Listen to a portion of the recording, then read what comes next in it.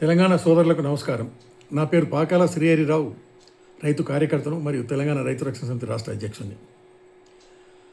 కేంద్ర ప్రభుత్వము ముద్రా రుణాల టార్గెట్లు మంజూరు చేసేటప్పుడు తెలంగాణ మరియు ఆంధ్రప్రదేశ్ రాష్ట్రంలోని బ్యాంకులకు అతి తక్కువ టార్గెట్ ఇవ్వడంతో ఇరు రాష్ట్రాలు ముద్రా రుణాల మంజూరులో చాలా వెనుకబడి ఉన్నామని మొన్నటికి మొన్న 2025 సంవత్సరం చివరి వరకు తెలంగాణ రాష్ట్రం జాతీయ సగటు చేరుకోవాలంటే 71 లక్షల ముద్రా రుణాలు వెనుకబడ్డాయని, అలాగే ఆంధ్రప్రదేశ్ రాష్ట్రం కూడా 1,01,00,000 ముద్రా రుణాలు వెనుకబడి ఉందని, దీని పర్యవసానంగా ఇరు రాష్ట్రాలలోని పేదవాళ్ళు, వీధి వ్యాపారులు, చిరు వ్యాపారులు, స్వయం ఉపాధితో బతకాలనుకునే యువత కూడా ప్రైవేట్ అప్పులపై ఆధారపడి అధిక వడ్డీ చెల్లిస్తూ దుర్భర జీవితం గడుపుతున్నారని, ఇది ఇలాగే కొనసాగితే దేశవ్యాప్తంగా అన్ని రాష్ట్రాలలో ఆర్థిక అసమానతలు పెరుగుతాయని చెప్పి దీన్ని ఆపాల్సిన అవసరం ఉంది. కేంద్ర ప్రభుత్వంతో మాట్లాడి ఇరు రాష్ట్రాలకు వెంటనే షార్టేజ్ తెలంగాణకు తగ్గిన ఆంధ్రప్రదేశ్కు తగ్గినటువంటి ముద్రా రుణాలు మంజూరు చేయాలని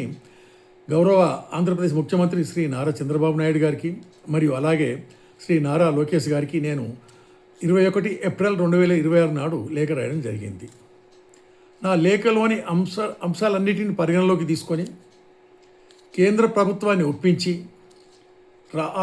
ఆంధ్రప్రదేశ్ రాష్ట్రంలోని బ్యాంకులన్నింటినీ సమన్వయపరిచి వారి అధికార యంత్రాంగాన్ని మొత్తము వాడుకొని అర్హులను గుర్తించి మొన్నటికి మొన్న జూలై 17, 2026 నాడు, అంటే 3 నెలలు కూడా జరగకముందే కేంద్ర ఆర్థిక మంత్రి శ్రీ నిర్మలా సీతారామన్ గారు కూడా పిలిపించి వారి సమక్షంలో 1,03,000 మందికి 3,216 కోట్ల రూపాయలు, అంటే సగటున ఒక్కొక్కరికి 3,11,000 రూపాయలు బ్యాంకుల ద్వారా షూరిటీ లేకుండా ఇప్పించడం జరిగింది. ఇందులో పేద ప్రజలు ఉన్నారు, వీధి వ్యాపారులు ఉన్నారు, నిరుద్యోగులు ఉన్నారు, మహిళా సంఘాలు ఉన్నాయి, రైతులు, కౌలు రైతులు కూడా పెద్ద ఎత్తున ఉన్నారు. మరియు ఇలాగే రాష్ట్రం మొత్తం కూడా ఏర్పాటు చేస్తామని కూడా చెప్పడం జరిగింది, అందరికీ ఇప్పిస్తామని చెప్పారు.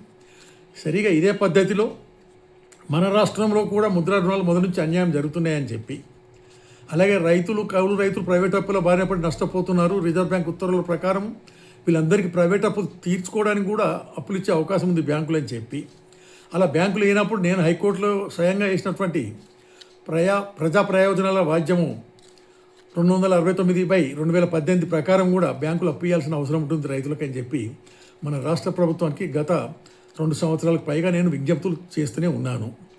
ఇప్పటికైనా మన రాష్ట్ర ప్రభుత్వం పక్క రాష్ట్రంలో వారి పనితీరును చూసి వెంటనే స్పందించాలని, మన రాష్ట్రంలోని నిరుద్యోగులకు, పేద ప్రజలకు, రైతులకు, కౌలు రైతులకు ఎవరికి కూడా ప్రైవేట్ అప్పులు అధిక వడ్డీన పడకుండా ఎల్లకాలం బ్యాంకుల ద్వారానే వాళ్ళకు రుణ సౌకర్యం కల్పించి శాశ్వతంగా వాళ్ళని ప్రైవేట్ అప్పుల నుంచి విముక్తి చేయాలని నేను కోరుకుంటున్నాను.